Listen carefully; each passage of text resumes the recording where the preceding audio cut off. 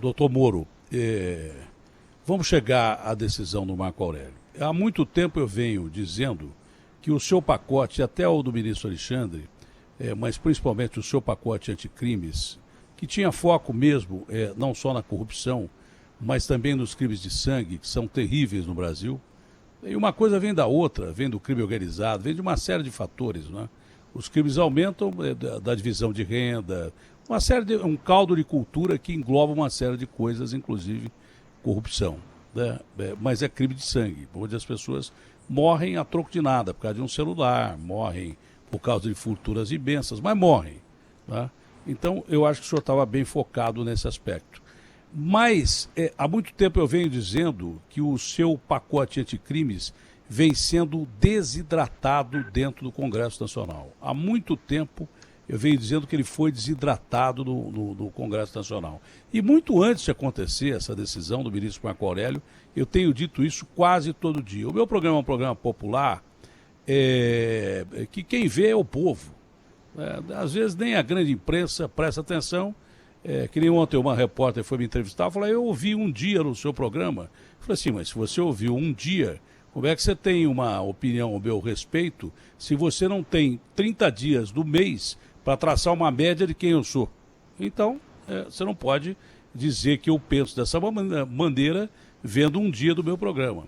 Mas eu falo todo dia coisas que depois vem a discussão quando acontecem casos pontuais como esse do André do Rap. Eu disse literalmente várias vezes, pacote anticrimes do Moro está sendo desidratado pelo Congresso Nacional de forma casuística, né? De cara que é decente, que é honesto, mas vota contra uma lei que bota corrupto na cadeia, né? Para evitar que o cara que está sentado do lado dele é corrupto e foi eleito, vá para a cadeia. Ou facilitar para que corruptos amigos ou parentes dentro da política ou fora da política, ou poderosos, saiam da cadeia. O cara vota contra ou a favor, casuisticamente, e isso é uma coisa bem clara dentro da política nacional. E o seu pacote foi desidratado dentro daquilo que o senhor previa para melhorar a situação de um Código Penal que tem quase 100 anos de idade. Muitas dessas proposições do senhor ficaram desidratadas.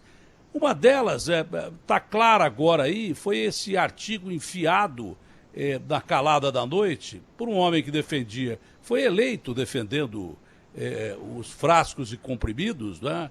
Porque se dizia, como secretário de Segurança que foi de Minas Gerais, se dizia a favor da lei contra bandidos comuns e do crime organizado, e meteu lá um artigo que deu vazão ao julgamento de um ministro do Supremo, em que ele diz assim, eu legislei, eu apliquei a lei.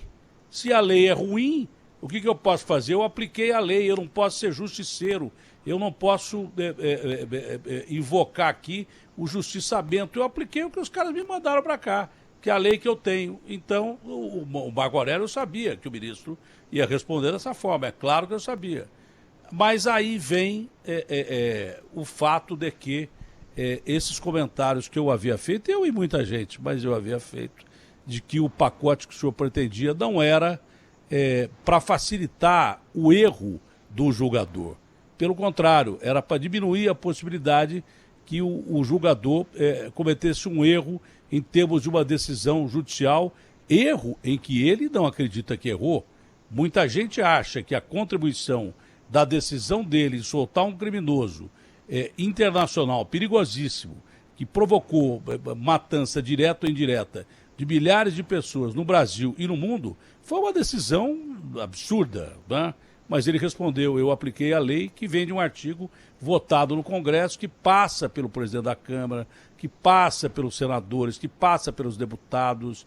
Parece que uma deputada foi contra da comissão de revisão, e uma só, a maioria aprovou, e que quando chega no ministro do Supremo, o ministro do Supremo se defende, eu soltei o cara porque está na lei, né? Até que ponto a decisão do ministro foi correta, no seu ponto de vista, até que ponto ele foi induzido, talvez, a um erro, e até que ponto realmente os políticos brasileiros diminuíram muito o impacto que o seu pacote pretendia ter na justiça brasileira. Bem, Eu apresentei esse projeto de lei anticrime, foi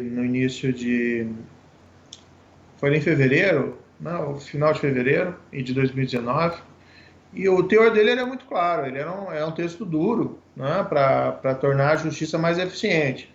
Não tinha nada ali de inconstitucional, tá? Não tinha nada de abusivo, acho que ele é um texto equilibrado, mas tudo ali buscava aumentar a eficiência. Execução em segunda instância, execução do júri em primeira instância, ampliar o Banco Nacional de Perfis Genéticos, criar banco de perfis balísticos, melhor descrever o crime de integrar a organização criminosa, medidas ali para desestimular que a pessoa condenada permanecesse vinculada ao crime organizado, né? Então, basicamente, se você ficar vinculado aí ao PCC, você não obtém benefício prisional nenhum, meu amigo. Então, você escolhe, você fica ou você vai conseguir o benefício. Não tinha nada de equívoco no texto, então ele era muito claro nesse sentido. Houve uma resistência política muito grande, tá, dentro do Congresso. Vamos colocar aqui também divergências razoáveis, né? As pessoas pensam diferente muitas vezes, então não é porque eu apresento um texto que a pessoa deve achar que tem que ser aprovada sem qualquer crítica, tá? Isso é natural, é o papel do parlamento, mas havia também resistências políticas, porque o projeto vinha do governo, vinha do meu nome, e havia também, muitas vezes, essa percepção de que,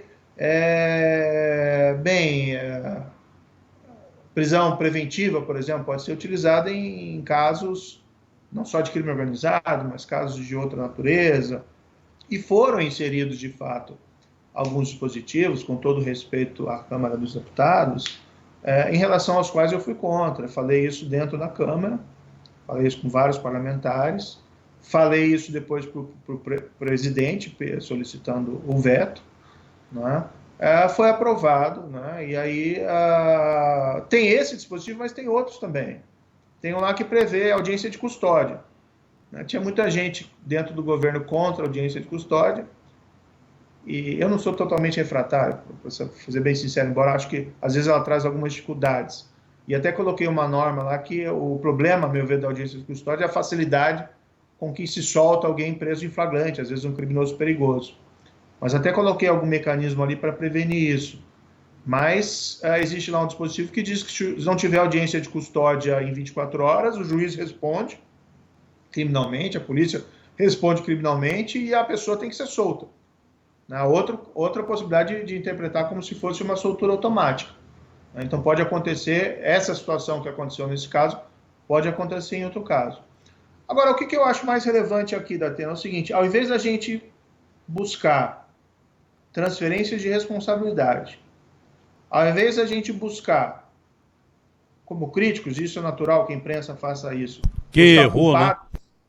Quem errou, eu acho que o melhor é nós fazermos assim, um diagnóstico. Essa norma, se ela pode levar a esse tipo de interpretação, ela tem que ser corrigida, né?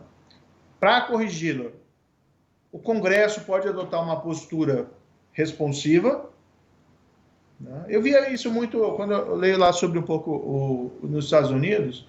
Às vezes é uma interpretação de um tribunal sobre um instituto que acabava favorecendo a impunidade, né, de um determinado crime. Logo vinha o Congresso lá e resolvia. Preenchia o buraco. A mesma coisa aqui, olha, se essa norma está causando isso por uma interpretação, não importa lá se o deputado tinha boa intenção ou não tinha boa intenção, se houve um equívoco, vamos corrigir. Apresenta um projeto de lei lá, dá para aprovar com urgência e mexer na norma. Ou o que aparentemente o Supremo vai fazer, e eu acho isso muito positivo, né, corrigir a norma por interpretação. Pode dizer, por exemplo, olha, se o juiz não corrigir de ofício, né, não revisar de ofício a prisão preventiva, mantendo ou revogando, a defesa tem que requerer para ele, né? Não requerendo um habeas corpus num tribunal e simplesmente ficar sem uma apreciação do caso concreto.